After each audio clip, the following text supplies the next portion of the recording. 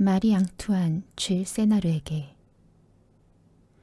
저명하신 친애하는 변호사님께 이 책 머리에 헌사보다도 위에 당신의 이름을 적는 것을 허락하여 주십시오. 이 책이 출판되는 것은 무엇보다도 당신 덕분이기 때문입니다. 당신의 훌륭한 변론을 통하여 저 자신에게도 제 작품은 뜻하지 않은 믿음과 기대를 얻게 되었습니다. 그리하여 여기에 감사의 마음을 표하오니 받아주시기 바랍니다. 아무리 감사를 드려도 당신의 웅변과 정성에는 결코 미치지 못할 것입니다. 귀스타브 플로베르 1857년 4월 12일 파리.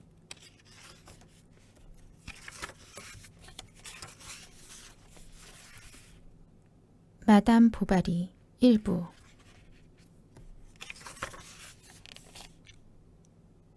(1장) 우리가 자습실에 있는데 교장 선생님이 들어오고 뒤이어 사복 차림의 새로운 아이와 큰 책상을 든 사환이 따라 들어왔다. 자고 있던 애들은 퍼뜩 깨어나 한창 공부하는 중이었던 양 자리에서 벌떡 일어났다. 교장 선생님은 우리에게 앉으라는 손짓을 하고는 자습 선생님을 향해 나직하게 말했다. 로제 선생님, 이 학생이 5학년으로 들어왔는데 좀 맡아주세요. 학업이나 품행이 괜찮으면 나중에 자기 나이에 맞게 상급반으로 가게 하고요. 교실 문 뒤 모퉁이에 있어서 잘 보이지도 않는 그 새로운 아이는 한 10대살쯤 돼 보이고 키는 우리보다 더 큰 시골 아이였다. 마을 성가대원처럼 앞머리를 똑바로 자른 데다 조신한 모습인데 엄청 쑥스러워하고 있었다. 어깨가 넓지 않은데도 까만 단추가 달린 초록색 모직 재킷의 소매 진동 부분이 불편한 것 같았고 커프스 아래로 평소 장갑을 끼지 않아 불그레한 손목이 보였다. 누르스름한 바지는 멜빵을 너무 바짝 조여 위로 들려 있었는데 그 아래로 푸른색 긴 양말을 신은 두 다리가 드러나 있었다. 그리고 제대로 광택을 내지 못한 징이 박힌 견고한 구두를 신고 있었다. 다 같이 수업 내용을 낭송하기 시작했다. 그는 다리를 꼬거나 턱을 괴거나 하는 것은 엄두도 내지 못하고 마치 설교를 듣듯 온 신경을 집중하여 낭송 소리를 듣고 있었고 그래서 2시에 종이 울렸을 때는 자습 선생님이 우리와 같이 줄을 서라고 일깨워줘야만 했다. 우리는 교실에 들어가면서 모자를 바닥에 던져 손에 걸리적거리는 것이 없게 하는 버릇이 있었다. 교실 문턱에서부터 벌써 모자를 긴 의자 밑으로 내던져서 벽에 탁 부딪혀 먼지가 확 일게끔 해야 했다. 그것이 멋이었다. 그러나 새로운 아이는 이렇게 하는 것을 알아차리지 못했는지 아니면 따라할 엄두가 나지 않았는지 기도가 다 끝나도록 모자를 무릎에 붙들고 있었다.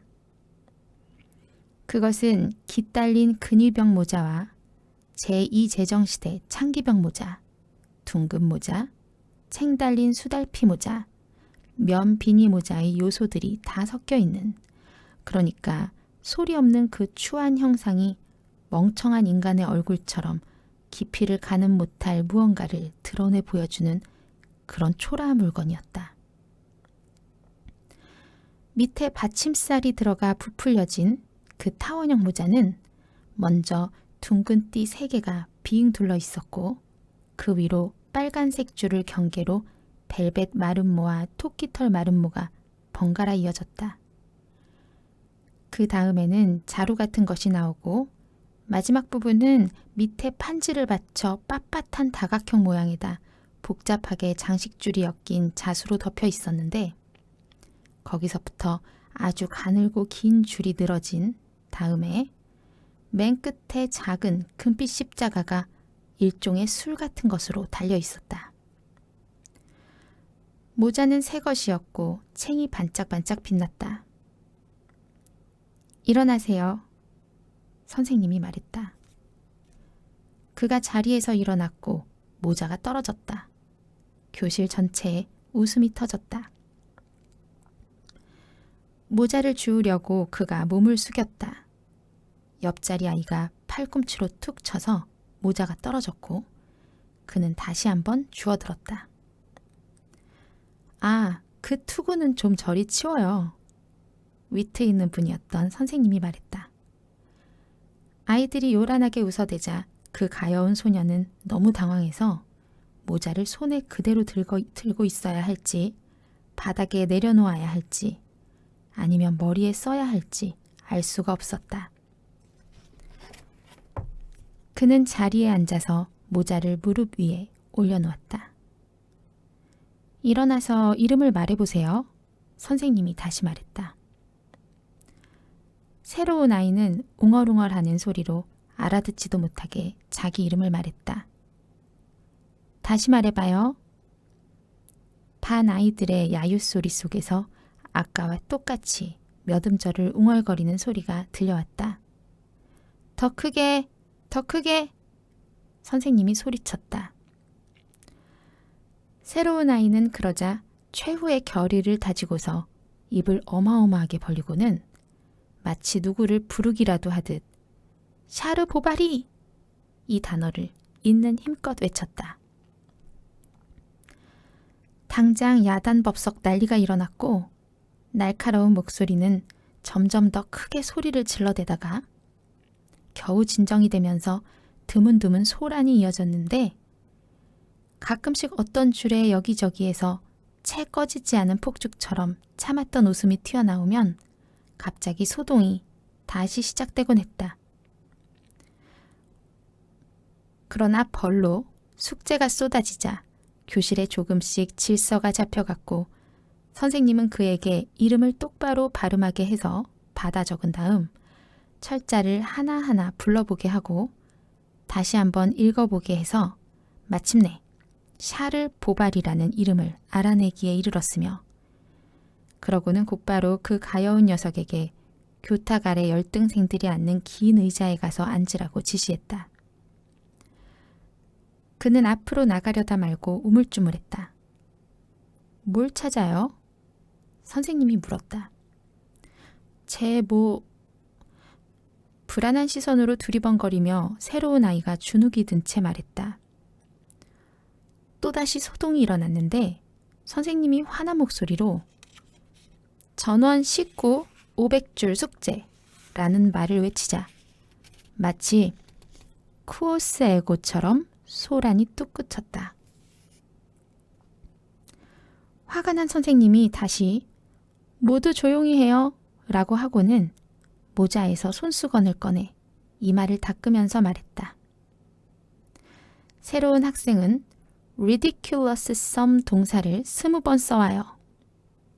그러고는 좀 더 부드러운 목소리로 말했다. 그리고 그 모자 어디 안 가요. 누가 안 훔쳐갔어요. 모두 평정을 되찾았다.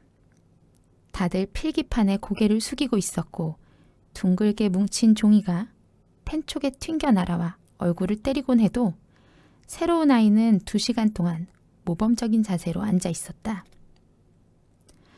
다만 손으로 얼굴을 문질렀을 뿐 눈을 내리깐 채 그대로 가만히 있었다. 저녁 때 자습실에서는 그는 책상 속에 토시를 꺼내 끼고는 자기 물건들을 정리하고 정성스레 종이에 줄을 그었다. 우리는 그가 모든 단어를 전부 사전에서 찾아가며 정말로 열심히 공부하는 것을 보았다. 아마도 그런 열의를 보여준 덕분에 하급반으로 내려가지 않았을 것이다. 왜냐하면 그는 문법은 그런대로 알고 있었지만 우아한 문장은 거의 사용하지 못했기 때문이다. 부모님이 돈을 아끼려고 가능한 한 늦게 학교에 보냈기 때문에 처음 그에게 라틴어를 가르쳐 주었던 사람은 마을의 신부였다. 그의 아버지 샤를 드니 바르톨로메 보바리 씨. 전직 군의관 보조로 1812년 징병 관련 사건에 연루되어 그 무렵 군을 떠나야만 했던 이 사람은 뛰어난 외모를 이용해 한 양품류 판매인의 딸을 사랑에 빠지게 했고, 그렇게 해서 그녀에게 달린 지참금 6만 프랑을 어쩌다가 손에 쥐게 되었다. 미남의 허풍선이 박차 소리를 크게 내고 다니며 코수염에 이어진 구렛나룻을 기르고 늘 여러 손가락에 반지를 끼고 화려한 색깔 옷을 입고 다니는 그는 영업사원처럼 부침성 있게 활달한 데다 허세 가득한 호인이었다. 일단 결혼을 하고 나자 그는 잘 먹고 늦게야 일어나고 자기로 된 커다란 파이프 담배를 피우고 저녁이면 공연이 끝나고 나서야 집에 들어오고 카페들을 들락거리면서 2, 3년을 아내 돈으로 먹고 살았다. 장인이 세상을 떠났는데 남긴 게 거의 없는 것을 알고 머리 끝까지 화가 난 그는 제조업에 뛰어들었다가 돈을 잃고 시골로 내려가 땅을 개척해보려 했다.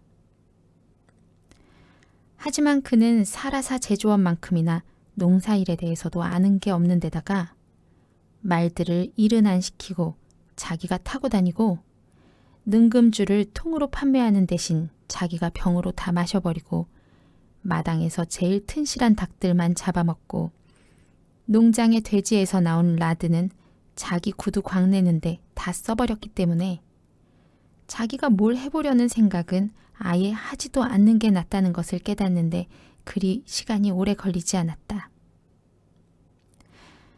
그래서 그는 피카르디와 코 지역 경계에 있는 마을에서 반은 농가, 반은 자택에 해당하는 집을 빌려 1년에 200프랑으로 세를 들었다. 그러고는 침울한 심정으로 회환에 시달리며 하늘을 원망하고 모든 사람을 시기하다가 45살이 되고부터는 사람들에게 진저리가 나서 이제 조용히 살기로 했다며 집안에 틀어박히게 되었다. 예전에 그의 아내는 그에게 미쳐 있었다. 그를 너무도 사랑해서 뭐든 시키는 대로 다 했는데 그럴수록 그는 그녀에게서 더 멀어졌다. 전에는 명랑하고 외향적이며 정이 많던 그녀가 나이 들어가면서 성미가 까다로워졌고 노상 투덜댔으며 신경질적이 되었다. 처음에 그녀는 남편이 마을의 온갖 창녀들 뒤를 따라다니고 수많은 흉한 곳을 돌아다니다가 저녁에 술 냄새를 풍기며 멍한 상태로 집에 들어오곤 할 때 아무런 불평도 없이 속으로만 너무나 괴로워했다. 그러다가 자존심이 들고 일어났다. 그때부터 그녀는 입을 꾹 다물고 분노를 속에서 다스리며 죽을 때까지 드러내지 않았다. 그녀는 끊임없이 뛰어다니고 일을 처리했다. 그녀가 소송 대리인들과 재판장을 찾아가고 어음들의 지불 만기일을 기억해 기한 연장을 얻어내고 집에서는 다림질에 바느질, 빨래 등을 하고 일꾼들을 감독하고 계산서들을 처리하는 동안 주인 나리는 아무 근심 걱정 없이 노상 반쯤 잠든 듯 멍하니 뿌르퉁에 있다가 잠깐 정신이 들면 그녀에게 싫은 소리만 해댔고 제 속에 침을 뱉어가며 불가에서 담배나 피웠다. 아이가 태어나자 그녀는 유모에게 아이를 맡겨야 했다. 나중에 아이가 집에 돌아왔을 때는 애지중지 왕자처럼 키웠다. 어머니는 잼을 실컷 먹였고 아버지는 아이가 맨발로 뛰어다니게 두면서 자기가 무슨 철학자이기나 한 듯 짐승 새끼들처럼 벌거벗고 다녀도 된다고 말하기까지 했다. 어머니의 성향과는 반대로 그는 머릿속에 유년기에 대한 남성적인 이상을 품고 그 이상에 따라 자기 아들을 훈육하려 애썼고 아이를 스파르타식으로 엄하게 키워서 튼튼한 재질을 만들어주려 했다. 불도 떼지 않은 방에 아이를 재운다거나 럼주를 벌컥벌컥 들이켜라 시키고 성당 제의 행렬에 욕설을 하라고 가르쳤다. 하지만 타고나기를 원래 조용한 그 아이는 아버지의 노력에 잘 부응하지 못했다. 어머니가 항상 아이를 뒤에 달고 다니면서 두꺼운 종이를 오려주기도 하고 이야기도 들려주고 우수가 깃든 유머와 감미로운 속살거림으로 가득한 톡백을 끝도 없이 이어가며 아이와 이야기를 나누곤 했다. 고립된 삶 속에서 그녀는 흩어지고 부서진 자신의 허영심을 이 어린아이의 머리에 쏟아부었다. 높은 지위를 꿈꾸었고 토목이나 법조계에 들어간 아들의 모습, 큰 키에 잘생기고 재기발랄하며 안정된 지위를 얻은 그런 모습을 벌써 눈앞에 그려보았다.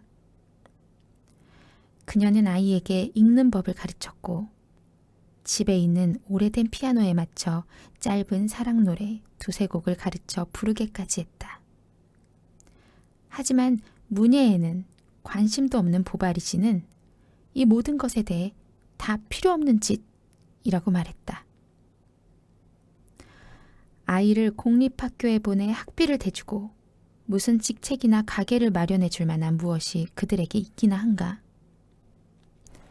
더구나 100장만 있으면 남자는 언제나 세상에서 성공할 수 있는 법. 보바리 부인은 입술을 깨물었고 아이는 할 일 없이 그저 마을을 어슬렁거리고 다녔다. 아이는 농부들을 따라다니고 흙덩이를 던져 까마귀들을 쫓아 날아가게 했다. 도랑을 따라 오디를 따먹고 장대로 칠면조를 지키고 햇곡식이 날 무렵 건초를 만들고 숲속을 달리고 비가 오는 날에는 성당 입구에서 사방치기 놀이를 하고 큰 축제날에는 성당지기에게 자기가 종을 치게 해달라고 졸라서 굵은 밧줄에 온몸을 싣고 공중에 날아오르는 느낌을 누렸다. 그래서 그는 떡갈나무처럼 자라났다. 튼튼한 손, 근사한 피부색을 가지게 되었다. 그가 12살이 되자 어머니는 기어이 아이가 공부를 시작할 수 있게 만들었다. 신부에게 그 일을 맡겼다. 하지만 수업 시간이 너무 짧고 아이가 잘 따라가지 못해서 수업을 해봐야 별 소용이 없었다. 영세식과 장례식 사이의 빈 시간, 그냥 선체로 바삐 서두르며 제의실에서 하는 수업이었다. 그렇지 않으면 신부가 밖에 나갈 일이 없을 때 3종 기도 후 자기 학생을 불러오게 했다. 신부의 방으로 올라가 자리를 잡으면 날벌레와 나방들이 촛불 둘레를 맴돌았다. 날씨는 무더웠고 아이는 잠이 들어버리곤 했다. 그러면 그 선량한 양반도 배 위에 손을 얹고 졸다가 금세 입을 벌린 채 코를 고는 것이었다. 어떤 때는 인근의 환자에게 종부성사를 해주고 돌아오다가 들판에서 장난을 치고 있는 샤르를 발견하고는 그를 불러 15분간 설교를 하고 난 뒤 그 김에 나무 아래에서 동사 변화를 말해보라고 시키기도 했다. 비가 와서 멈추기도 하고 아는 사람이 지나가서 멈추기도 했다. 하여간 신부는 언제나 그에 대해 흡족해했고 이 청년이 기억력이 좋다고 말하기까지 했다. 샤를이 여기서 그치도록 그냥 둘 수는 없었다. 부인은 아주 강력했다. 남편은 창피해서, 아니 그보다는 피곤해서 반대 없이 그냥 물러섰는데 그러고 나서도 아이가 첫 영성체를 받을 때까지 1년을 더 기다렸다. 다시 6달이 더 지났다. 그리고 그 다음 해 샤를은 중앙의 중학교에 입학이 확정되어 10월 말 무렵 생로맹 장이 서는 때 아버지가 직접 그를 데리고 갔다. 지금은 우리 중 누구도 그에 대해 어떤 것도 기억해내지 못할 것이다. 이제 그는 쉬는 시간에는 놀고, 자습실에서는 공부하고, 교실에서는 수업을 열심히 듣고, 기숙사에서는 잘 자고, 식당에서는 잘 먹는 온순한 성격의 소년이었다. 그는 강트리가의 한 철물 도매 상인을 연락책으로 두었는데 이 사람이 한 달에 한 번, 일요일에 가게 문을 닫은 후 그를 데리고 나가 항구에서 배들을 구경하며 다니게 하다가 7시가 되면 바로 저녁 식사 전에 다시 학교로 데려오곤 했다. 목요일 저녁이면 그는 어머니에게 붉은색 잉크로 긴 편지를 써서 봉합용 풀로 3군데를 봉했다. 그런 다음 역사공 책들을 펴고 복습을 하거나 아니면 자습실에 굴러다니는 낡은 아나카르시스를 읽거나 했다. 산책로에서는 자기처럼 시골 출신인 학교 소사와 이야기를 나누기도 했다.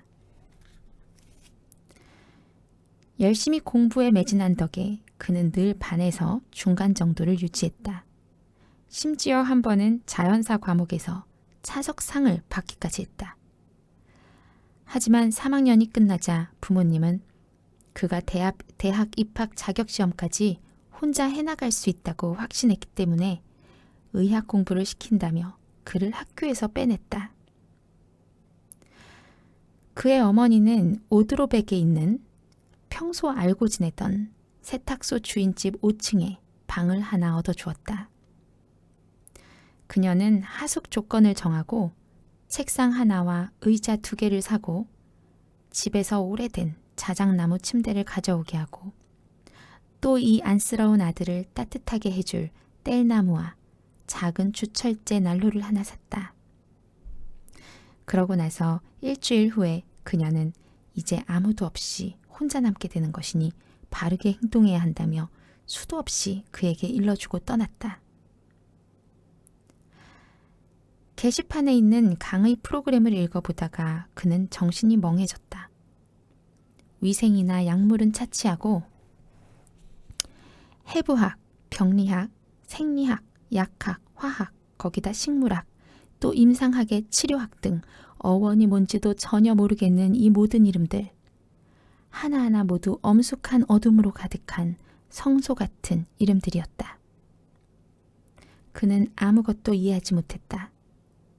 아무리 열심히 들어도 무슨 말인지 알 수가 없었다. 그래도 그는 공부를 했고 공책들을 제본에 묶어두었고 모든 강의를 다 들었고 회진도 단 한 번 놓치지 않았다. 연자방아를 돌리는 말이 눈은 가려지고 자기가 무엇을 빻고 있는지도 모른 채 한 군데서 빙빙 도는 것처럼 그는 그저 하루의 소소한 일과를 해나갔다. 돈을 덜 쓰게 해주려고 어머니가 매주 심부름꾼 편에 구운 송아지 고기를 보내면 그는 오전에 병원에서 돌아와 발로 벽을 톡톡 치며 점심으로 그것을 먹었다. 그러고 나서는 수업이 있는 교실로, 계단식 강의실로, 무료 치료소로 달려가야 했고 온갖 길들을 다 거쳐 집으로 돌아오곤 했다. 저녁이면 집주인이 내주는 빈약한 식사를 마치고 나서 자기 방으로 올라가 붉게 달아오른 난로 앞에 앉아 김이 피어오르는 축축한 옷을 입은 채 다시 공부를 시작했다. 날씨가 좋은 여름날 저녁, 훈훈한 거리가 텅 비는 시간, 하녀들이 문간에서 깃털공 치기 놀이를 할 때면 그는 창문을 열고 창가에 팔꿈치를 괴었다. 저 아래로 강물이 다리와 철책들을 지나 노란색, 보라색 또는 푸른색으로 흘러가는 것을 보니 루앙의 이 동네가 꼭 볼썽사나운 작은 베니스 같았다. 일꾼들이 강가에 쭈그려 앉아 강물에 팔을 씻고 있었다. 다락방 지붕들에서 튀어나온 긴 막대들 위에서는 면 실타래들이 바람에 마르고 있었다. 지붕들 너머로 파란 하늘이 드넓게 펼쳐지고 기울어가는 붉은 해가 보였다. 저기는 틀림없이 참 좋겠지. 너도 밤나무 아래는 얼마나 시원할까. 이런 생각을 하면서 그는 콧구멍을 벌려 들판에 좋은 냄새를 들이마셔 보지만 냄새는 그에게까지 미치지 않았다. 그는 살이 빠지고 키가 커졌으며 표정에는 뭐랄까 애처로운 분위기 같은 게 실려 거의 관심을 끌기까지 하는 얼굴이 되었다.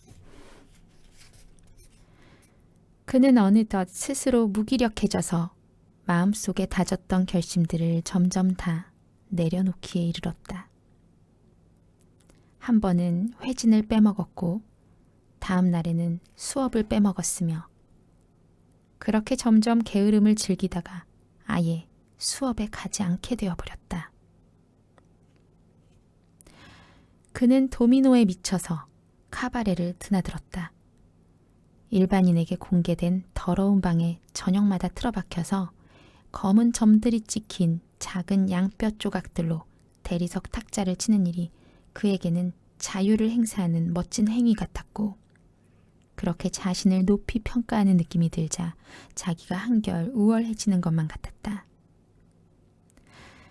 그것은 마치 세상에 입문하는 일, 금지된 쾌락을 접하는 일 같았다.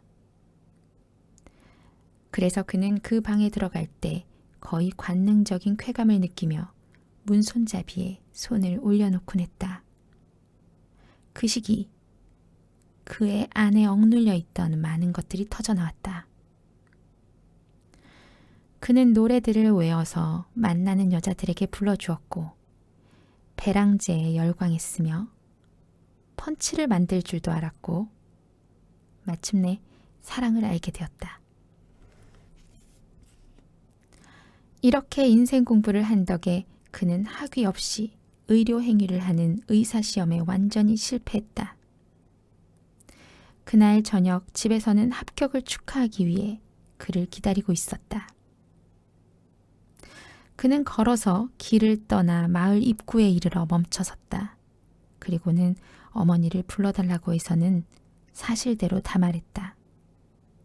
어머니는 시험관들이 공정하지 못했기 때문에 떨어진 거라며 괜찮다고 했고 자기가 다 알아서 할 테니 기운을 내라며 격려도 좀 했다.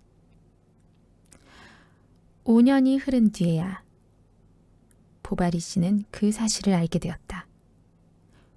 오래된 지난 일이었고 게다가 자기에게서 나온 아이가 멍청이라고 생각할 수는 없는 노릇이었기에 그는 그냥 받아들였다.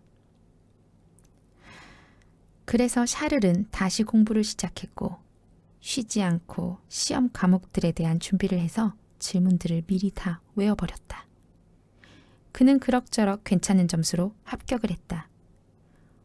어머니에게는 그 얼마나 좋은 날이었겠는가. 대단한 저녁상이 차려졌다. 그가 어디에 가서 의술을 시행할 것인가? 토트에서. 그곳에는 늙은 의사 한 명밖에 없었다. 오래전부터 보바리 부인은 그 사람이 언제 죽나 지켜보고 있었는데 그 양반이 짐을 쌀 생각을 하기도 전에 벌써 샤를이 가서 후임으로 맞은편에 자리를 잡았다. 하지만 아들을 키우고 의학 공부를 시키고 의사 일을 할 곳으로 토트를 찾아낸 것으로 다 끝난 것이 아니었다. 그에게 아내가 필요했다. 어머니는 그에게 아내도 찾아주었다. DF에서 법원의 집행관을 했던 사람과 사별한 과부. 45살에 1200리브르의 연금을 받는 여자였다. 잠시 커피 한 잔만 마실게요.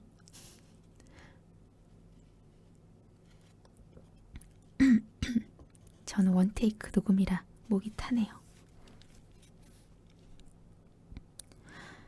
그 여자, 디비크 부인은 못생긴 데다 나무토막처럼 뻣뻣하고 청춘인 양 여드름 투성이이긴 했지만 여기저기 고를 만한 혼처가 없지는 않았다.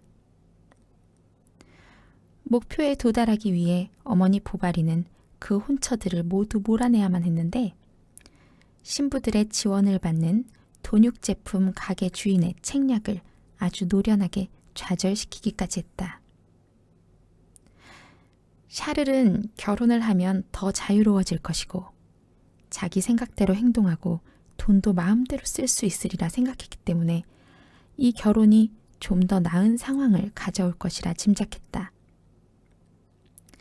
그러나 아내가 주인이었다. 그는 사람들 앞에서는 이렇게 말해야 하고 이 말은 하면 안 되고 금요일에는 육식을 금하고 그녀의 의도대로 옷을 입어야 하고 치료비를 내지 않은 고객들에게 그녀의 명에 따라 독촉을 해야 했다. 그녀는 그의 편지들을 뜯어보고 행동을 감시하고 진료실에 여자들이 와 있으면 그가 진짜라는 말을 칸막이 너머로 엿들었다. 그녀는 매일 아침 코코아 한 잔이 꼭 있어야 했고 항상 누가 신경 써서 자기를 살펴주어야만 했다. 끊임없이 그녀는 신경이 곤두서고 가슴이 아프고 기분이 안 좋다며 투덜거렸다. 사람들 발소리가 괴롭다고 했다. 사람이 옆에 없으면 끔찍하게 외롭다고 했고 그래서 다시 오면 아마도 자기가 죽었나 보러 온 것일 거라고 했다. 저녁에 샤를이 집에 돌아오면 그녀는 이불 밑에서 비쩍 마른 긴팔을 들어 그의 목에 두르고 그를 침대 가에 앉히고는 마음이 괴롭다는 말을 주절대기 시작했다. 그가 그녀를 소홀히 한다. 다른 여자를 좋아하고 있다. 그녀가 불행해질 거라고 사람들이 그랬었다. 그렇게 주절대고 나서야 그녀는 건강 때문에 먹는 시럽을 좀 가져다 달라고 하고 자기를 좀 더 사랑해 달라고 하면서 말을 끝냈다.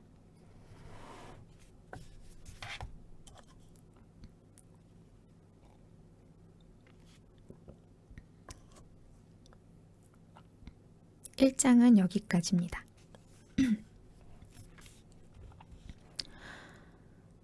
2장. 어느 날 밤 11시쯤 그들은 집 바로 앞에서 말이 멈춰서는 소리에 잠이 깼다. 하녀가 다락방 창문을 열고 저 아래 길에 서 있는 남자와 뭐라고 한참 이야기를 했다. 그 남자는 의사를 찾아왔다고 했다. 가져온 편지가 있었다. 나스타지는 떨면서 계단을 내려가 자물쇠를 따고 빗장을 열었다. 남자는 말을 문 앞에 두고 하녀를 따라 들어왔다. 그러고는 하녀의 등 뒤에서 쓱 나타나더니 회색 술이 달린 털모자에서 천으로 싼 편지 하나를 꺼내어 조심스럽게 샤를에게 내밀었다. 그는 팔꿈치를 베개에 괴고 편지를 읽었다. 나스타지는 침대 옆에서 등불을 들고 서 있었다. 부인은 모습을 드러내지 않으려고 벽 쪽으로 돌아 누워 있었다. 파란 밀랍으로 조그맣게 봉인된 그 편지는 보바리 씨가 얼른 베르토의 농장으로 와서 부러진 다리를 고쳐주기를 간청하고 있었다. 그런데 토트에서 베르토까지는 롱그빌과 생빅토르를 거쳐 지름길로 가도 좋기 24km는 되는 거리였다. 캄캄한 밤이었다. 보바리 부인은 남편에게 사고가 일어날까 두려워했다. 그래서 마부가 먼저 가기로 이야기가 되었다. 샤를은 3시간 뒤 달이 뜰 때 떠날 것이었다. 남자아이 하나를 마중 내보내 그에게 농장으로 가는 길을 일러주고 앞장서서 출입문을 열어주도록 할 거라고 했다. 새벽 4시 무렵 샤를은 외투를 든든하게 껴입고 베르토로 가는 길에 올랐다. 그는 아직도 따스한 잠 속에 파묻힌 채 자기 말이 딸가닥 걷는 평온한 발걸음에 몸을 싣고 흔들거리며 가고 있었다. 밭고랑가에다 구덩이를 파고 가시나무를 둘러놓은 곳들이 나타나면 말이 저 혼자 우뚝 멈춰섰는데, 그러면 샤를은 퍼뜩 잠에서 깨어나 부러진 다리를 기억해냈고 자기가 아는 온갖 골절상들을 머릿속에 다시 떠올려보며 애썼다. 이제 비는 오지 않았다. 날이 밝아오기 시작했고 잎을 다 떨군 사과나무 가지들 위로 새들이 미동도 없이 차가운 아침바람에 작은 깃털을 곤두세우고 앉아 있었다.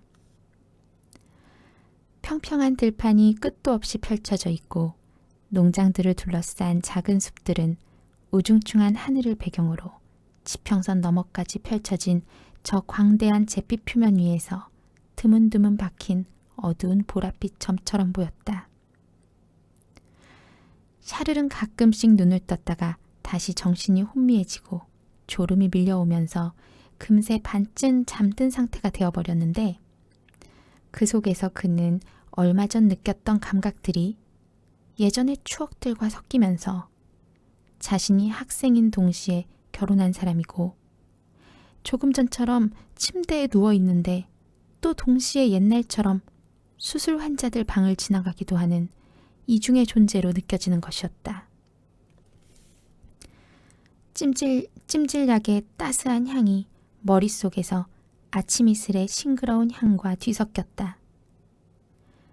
침대 위 커튼봉에서 쇠고리들이 미끄러지는 소리가 들리고 아내가 잠을 자는 소리가 들리고, 바송비를 지나가는데 남자아이 하나가 도랑가 풀밭에 앉아있는 것이 보였다. 의사 선생님이세요? 하고 아이가 물었다. 샤를이 그렇다고 하자 아이는 남학신을 들고 앞장서서 달리기 시작했다. 농장으로 가면서 길잡이 아이의 말을 들어보니 루오 씨는 아주 잘 사는 분홍이 모양이었다. 전날 저녁 이웃집에서 갈레트에서 왕 뽑기를 하고 돌아오는 길에 다리를 부러뜨렸다고 했다. 부인은 2년 전에 세상을 떠났다. 그에게는 집안일을 돕고 있는 따님 하나밖에 없었다. 마차 바퀴 자국이 더 깊게 파였다. 베르토에 다가서고 있었다. 그러자 그 꼬마가 울타리 구멍으로 쏙 들어가 사라지더니 잠시 후 마당 끝으로 와서 출입문을 열었다. 젖은 풀잎에 말이 미끄러졌다. 샤를은 몸을 숙여 나뭇가지 아래를 지나갔다. 계집에 묶인 집 지키는 개들이 목줄을 잡아당기며 지저댔다. 그의 말이 베르토 농장으로 들어서다가 겁을 집어먹고 멀찍이 물러섰다. 외관이 훌륭한 좋은 농장이었다. 마구간에는 열린 문들 너머로 새 여물통에서 편안하게 먹이를 먹고 있는 커다란 경장용 말들이 보였다.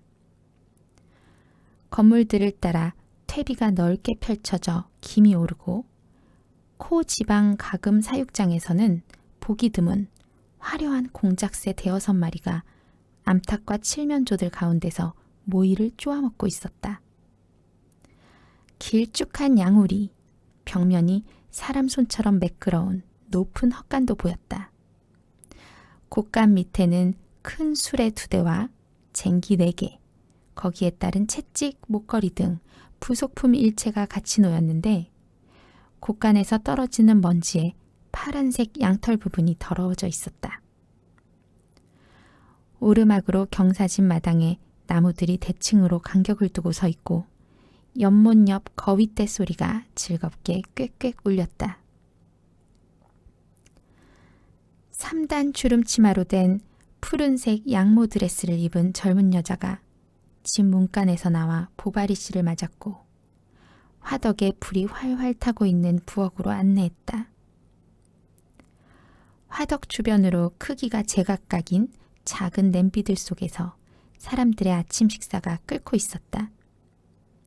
벽난로 안쪽에는 축축한 옷들을 걸어 말렸다. 부삽, 부집개, 풀무 주둥이 모두 크기가 엄청난 데다 윤기나게 닦은 쇠처럼 반짝거렸고 벽을 따라 쭉 걸린 수많은 주방 도구들 위로 창 유리에서 들어온 새벽 첫 햇살과 화덕의 밝은 불길이 섞여 어른거렸다. 샤를은 환자를 보러 2층으로 올라갔다.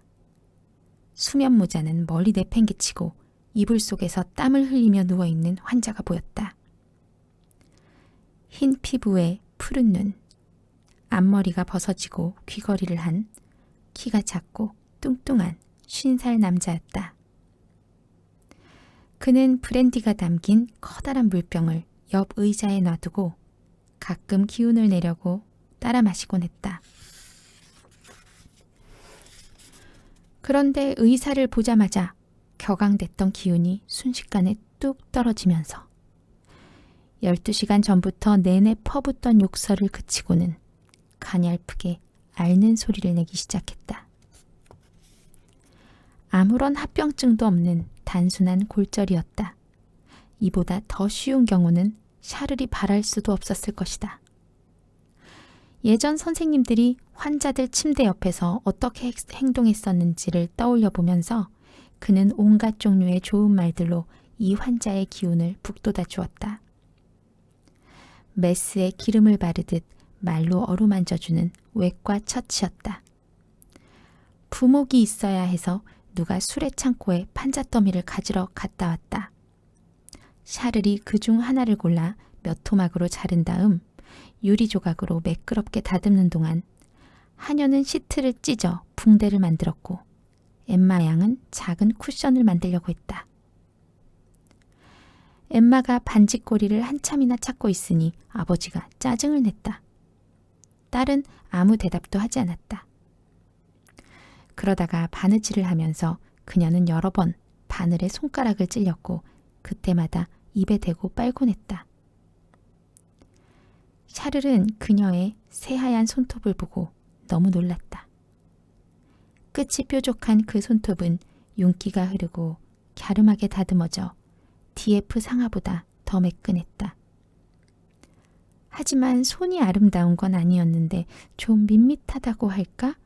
손마디가 약간 투박했다. 또 손이 너무 길기도 했고 윤곽선이 나긋나긋하지 못했다. 그녀에게서 아름다움을 발견할 수 있는 곳은 눈이었다. 갈색 눈이었는데 눈썹 때문에 검은색같이 보였고 천진하면서도 당돌하게 상대방을 똑바로 응시하는 눈이었다. 처치가 끝나자 루오 씨가 나서서 간단히 식사라도 하고 가라고 의사에게 권했다. 샤를은 1층 거실로 내려갔다. 은술잔과 식기 두 벌이 작은 탁자에 차려져 있었다. 탁자는 집 모양 지붕이 달린 큰 침대 발치에 놓여 있었는데 그 위로 터키 사람들 모습이 새겨진 사라사천이 드리워져 있었다. 창문 맞은편에 높은 떡갈나무 장롱에서 아이리스 향과 눅눅한 시트 냄새가 풍겨왔다. 바닥에는 모서리마다 나란히 밀 포대들이 세워져 있었다. 돌계단 3개 위 높이에 있는 바로 옆 곳간에 다 집어넣지 못하고 남은 것이었다. 습기 탓에 생긴 초석으로 초록색 벽 페인트 칠이 갈라져 일어났고 벽 한가운데에 미네르바의 얼굴이 그려진 황금빛 액자가 장식으로 걸려 있는데 검은색 연필로 그린 그 그림 밑에 사랑하는 아빠에게 라는 글자가 고딕체로 쓰여 있었다. 처음에는 환자 이야기, 그 다음에는 날씨 이야기, 너무 춥다는 이야기, 밤이면 들판을 달린다는 늑대 이야기들이 오갔다. 루오 양은 시골 생활이 별로 즐겁지 않았다. 농장 살림을 거의 혼자 맡아서 하고 있는 요즘은 특히나 더 그랬다. 거실이 쌀쌀한 탓에 그녀는 음식을 먹으며 오들오들 떨었는데 그럴 때 도톰한 입술이 살짝 드러났고 그러다가 말없이 가만히 있을 때면 입술을 잘근잘근 씹곤 했다. 아래로 접힌 흰 옷깃 뒤로 그녀의 목이 드러나 있었다. 앞 가르마를 탄 검은 머리카락은 너무나 매끄러워서 가르마 양쪽이 마치 하나의 단면처럼 보였고 머리 한가운데에 난 가느다란 가르마는 두개골의 곡선을 따라 살그머니 사라졌다. 귀끝만 살짝 드러내고 뒤로 넘긴 머리카락은 관자놀이 쪽에서 빙그르르 돌아 머리 뒤에 커다랗게 틀어 올린 머리채와 합쳐졌는데 시골 의사는 그런 머리를 태어나서 처음 보았다. 그녀의 두 뺨은 장밋빛이었다. 그리고 남자처럼 외알박이 뿔테 안경을 드레스 몸통 부분에 양쪽 단추에 걸어놓고 있었다. 샤를이 2층의 루오 씨에게 인사를 하고 내려와 떠나기 전에 다시 거실에 들어섰을 때 그녀가 창문에 이마를 대고 강낭콩 부목들이 바람에 쓰러져 있는 정원을 바라보는 모습이 보였다. 그녀가 뒤를 돌아보았다. 뭐 찾으시는 게 있나요? 엠마가 물었다. 제 채찍이요. 그가 답했다. 그리고 그는 침대 위, 문 뒤, 의자 밑등을 샅샅이 살펴보았다. 밀 포대와 벽 사이 바닥에 채찍이 떨어져 있었다. 엠마 양이 그걸 발견하고 밀 포대 위로 몸을 숙였다. 샤를도 남자로서 예의를 갖추려고 얼른 다가가 똑같이 몸을 숙이고 팔을 뻗었는데 그 아래 몸을 숙인 아가씨의 등에 자기 가슴이 스치는 것이 느껴졌다. 그녀는 얼굴이 새빨개진 채 몸을 일으키고 채찍을 내밀면서 그를 경멸적 시선으로 쳐다봤다. 사흘 후에 다시 오겠다고 약속해놓고 그는 바로 다음 날 베르트로 갔고 그 다음에는 정신이 없어서 잘못 온 것처럼 불쑥 들른 경우들은 차치하고 일주일에 2-3번은 규칙적으로 찾아갔다. 거기다 모든 일이 잘 되어갔다. 원칙대로 회복이 이루어졌고 46일 후 루오 씨가 자기 거처에서 혼자 걷기를 시도해보는 모습이 보이자 사람들은 보바리 씨를 실력이 대단한 사람으로 보기 시작했다. 루오 씨는 이브토나 심지어 루앙의 최고 의사들도 이보다 더 잘낫게 해주지는 못했을 거라고 말하곤 했다. 샤를 본인은 자기가 왜 베르토에 가는 것을 좋아하는지 생각해 보려고도 하지 않았다. 생각을 했다 하더라도 아마 그는 자기가 그곳에 열심히 가는 이유는 환자 상태가 위중해서라거나 아니면 수입을 기대해서라고 했을 것이다. 하지만 그 농장에 가는 것이 그가 살면서 매일 하는 별 볼 일 없는 일과들 가운데 예외적으로 멋진 일이 된 게 과연 그 때문일까? 거기에 가는 날이면 그는 이른 아침 자리에서 일어났고 출발하면서 벌써 말을 빠르게 몰아 달려갔고 농장에 들어서기 전 말에서 내려 신발을 풀에 문질러 닫고 검은 장갑을 꼈다. 마당에 들어서는 자신의 모습이 기분 좋았고 울타리 문이 빙그르르 돌며 어깨를 스치는 느낌이 좋았고 담 위에서 노래하는 수탉도 좋았고 일꾼 아이들이 마중 나오는 것도 좋았다. 헛간도 마구간도 좋았다. 생명의 은인이라며 탁 소리내서 손을 잡는 루오 씨가 좋았다.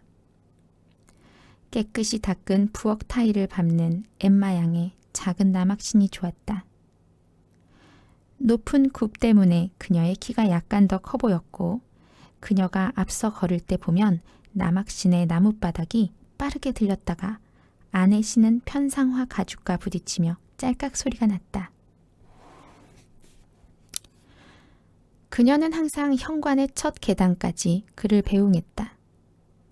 아직 말을 데려다 놓기 전이면 그녀도 들어가지 않고 그냥 그 자리에 머물러 있었다. 작별 인사는 이미 했고 둘 다 아무 말도 하지 않았다. 바깥바람이 그녀를 휘감아 목덜미에 잔 머리카락이 부스스 일어나거나 앞치마끈이 엉덩이 위에서 기다란 깃발처럼 나부꼈다. 어느 날인가 얼음이 녹는 계절이었는데 정원의 나무들 껍질에서 물기가 배어나오고 건물들 지붕에서 눈이 녹아내리고 있을 때였다. 그녀가 문턱에 나와섰다가 양산을 가져와서 펼쳐들었다. 빛에 따라 색이 바뀌는 실크 양산에 햇살이 비쳐 그녀의 하얀 얼굴 위로 어른어른 그림자가 어렸다. 그 아래서 그녀가 따스한 날씨에 미소를 지었고 무늬가 일렁이는 그 팽팽한 양산 위로 물방울이 토도독 토도독 떨어지는 소리가 들렸다. 샤를이 베르토에 드나들기 시작한 초기에 보바리 부인은 환자의 상태가 어떤지 빼놓지 않고 물었고 그녀가 복식부기로 작성하고 있는 장부에 로우 씨 앞으로 한 페이지 전체를 할애해 놓기까지 했다. 그런데 그에게 딸이 하나 있다는 사실을 알고는 이리저리 정보를 알아보러 다녔는데 로우 양은 우르슬라 수도의 소속 수녀원에서 이른바 훌륭한 교육을 받았고 그래서 춤, 지리, 그림 등에 능하며 테피스트리도 만들 줄 알고 피아노도 칠 줄 안다는 것이었다. 최악이었다. 그러니까 바로 그런 연유로 그 여자를 보러 가면서 얼굴이 그렇게 환하게 피고 비에 젖을지도 모르는데 새 조끼를 입고 그랬던 거야? 아, 그 여자. 보바리 부인이 속으로 말했다. 그래서 그녀는 본능적으로 그녀가 싫었다. 처음에는 넌지시 떠보는 것으로 마음을 달랬는데 샤를은 전혀 알아듣지 못했다. 그 다음에는 아무 때나 잔소리를 해댔지만 그는 아내가 노발대발할까 두려워서 그냥 내버려 두었다. 나중에는 단도직입적으로 심한 말을 해댔지만 그는 뭐라 대답해야 할지 알지 못했다. 로우 씨는 다 나았고 그 사람들은 아직 치료비도 안 냈는데 뭐하러 자꾸 베르토에 가는 거야? 아, 거기 누가 있으니까 말도 잘하고 수도 잘 놓고 재주도 많은 사람이 있으니까 당신이 좋아하는 게 그거였군. 도시 아가씨들이 필요했어. 그리고 또 이어서 말했다. 로우 씨 딸 도시 아가씨. 나 참. 그 집 할아버지는 양치기였고 사촌 하나는 싸움질하다 잘못해서 재판을 받을 뻔했다고. 그렇게 잘난 척할 필요도 없어. 일주일에 백작 부인처럼 실크 드레스를 차려입고 성당에 갈 필요도 없고. 아이고 가엾은 양반. 그 아저씨는 작년에 유체 아니었으면 연체이자도 내기 곤란했을걸? 너무 피곤해서 샤를은 베르토에 가는 것을 그만두었다. 엘로이즈는 그를 너무나 사랑해서 그런다며 울고불고 키스를 퍼붓고 난 뒤 그에게 기도서에 손을 올리고 다시는 거기에 가지 않겠다고 맹세하라고 했다. 그래서 그는 그렇게 했다. 하지만 그의 마음속 과감한 욕망은 그런 행동이 비굴하다고 항의했고 만남 금지가 자기에게는 그녀를 사랑할 수 있는 권리 같은 것이라고 순진하면서도 위선적인 생각을 했다. 거기다가 과부였던 그 여자는 말라깽이에 욕심도 많았다. 사시사철 작은 검은색 쇼를 걸치고는 어깨뼈 사이로 끝부분을 늘어뜨리고 다녔다. 빳빳한 허리는 드레스가 무슨 칼집인 것처럼 감싸고 있는데 치마가 너무 짧아서 회색 양말 위에 묶은 커다란 구두리본과 발목이 다 드러나 보였다. 샤를의 어머니가 가끔 그들을 보러 왔다. 하지만 며칠이 지나면 며느리가 시어머니를 자기 칼날에 대고 가는 것 같이 보였다. 그렇게 되면 그녀들은 잔소리와 비판으로 마치 두 개의 칼처럼 샤를을 계속 찔러댔다. 너무 많이 먹는다. 왜 누가 오기만 하면 아무한테나 술을 내놓느냐. 플란넬 옷을 안 입으려 드는 건 무슨 고집이냐.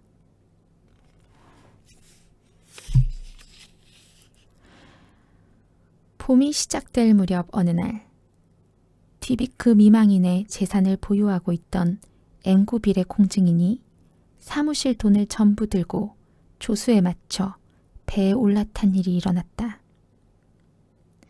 그래도 사실 엘로이즈는 아직 6,000프랑으로 추산되는 배의 지분 외에 생프랑수아가의 주택을 보유하고 있다고 했다. 그렇지만 그렇게 떠들어댔던 재산 가운데 가구 몇 점과 옷가지 몇 벌을 빼고는 집에서 아무것도 눈에 띄는 게 없었다. 어떻게 된 건지 확실히 밝혀놓을 필요가 있었다. 알고 보니 DF의 집은 지금까지 야금야금 저당 잡혀 있었다. 공증인에게 무엇을 맡겼는지는 아무도 몰랐고 배의 지분은 1000에퀴도 넘지 않았다. 그러니까 저 마나님이 거짓말을 한 것이다. 샤를의 아버지는 경로에서 길바닥에 의자를 내리쳐 부수며 가죽값도 안 나가는 마구나 짊어진 저런 비쩍 마른 말한테 아들을 묶어놓아 신세 다 망쳤다고 아내를 비난했다. 그들은 토트로 찾아갔다. 양쪽이 자기 의견을 밝히며 따졌다. 언성이 높아지며 싸움이 벌어졌다. 엘로이즈는 눈물을 흘리며 남편의 품속에 뛰어들어 부모님으로부터 자기를 보호해달라고 애원했다. 샤를은 그녀를 변호해 주려 했다. 그의 부모님은 화를 내며 집으로 가버렸다. 그러나 타격은 이미 가해졌다. 일주일 후 마당에서 빨래를 널던 그녀가 갑자기 피를 토했는데 그 다음 날 샤를이 창문에 커튼을 닫으려 등을 돌리고 있던 참에 아, 이게 무슨 하며 탄식을 내뱉고는 기절해버렸다. 죽은 것이었다. 얼마나 놀랐겠는가. 묘지에서 모든 일이 다 끝나고 샤를은 집으로 돌아왔다. 아래층에 아무도 없었다. 2층 침실로 올라오니 그녀의 드레스가 아직 침대 발치에 걸려있는 것이 보였다. 저녁이 다 되도록 그는 책상에 몸을 기댄 채 멍하니 서글픔 속에 잠겨 있었다. 어쨌든 그녀는 그를 사랑하지 않았던가.